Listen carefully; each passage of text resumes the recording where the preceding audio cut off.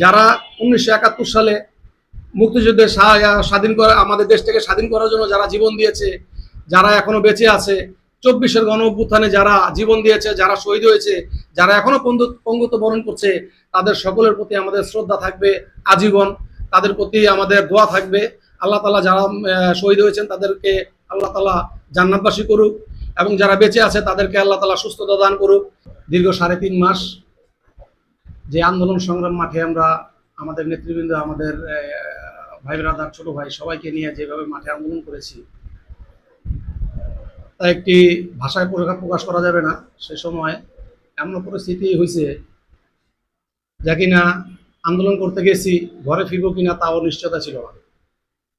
বাড়ি ঘরও বিভিন্ন সময় দিনের ভিতরে 2বার 4বার করে রেড দেওয়া হইতো।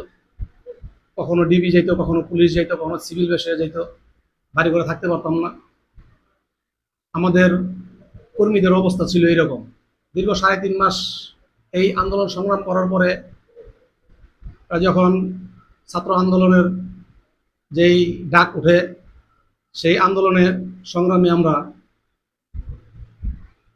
যখন প্রস্তুতি নেই, শাওন হত্যার এই গাইবি জানাজায় যখন আমরা চাষারা গাইবি জানাজা দিতে যাই, সেদিন রাতে 17 জুলাই, সেদিন রাতে সর্বপ্রথম আমাকে অ্যারেস্ট করে। এই কুতুবপুরের ভিতরে সর্বপ্রথম আমাকে অ্যারেস্ট করে।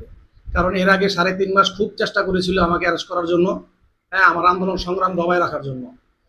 আমরা কিভাবে কীরকম আন্দোলন সংগ্রাম করেছি মোটামুটি নারায়ণগঞ্জে সবাই জানে। হ্যাঁ, নিজের দিকে তাকাই নাই, নিজের পরিবারের দিকে তাকাই নাই, নিজের সন্তানের দিকে তাকাই নাই। যেভাবে দেশ ও জনতার দিকে তাকিয়েছি, একটি স্বৈর শাসক মুক্ত বাংলাদেশ কিভাবে করা যায়, সেই জন্য আমরা এই দেশের জন্য লড়াই করেছি, দেশের জন্য কাজ করেছি। আমরা চাই সকলে দলমত নির্বিশেষে সকলের সমন্বয়ে একটি সুন্দর একটি বাংলাদেশ গড়ব। যেভাবে তারেক রহমান বলেছে, সবার আগে বাংলাদেশ, এটাই আমাদের অঙ্গীকার, এটাই আমাদের প্রত্যয়।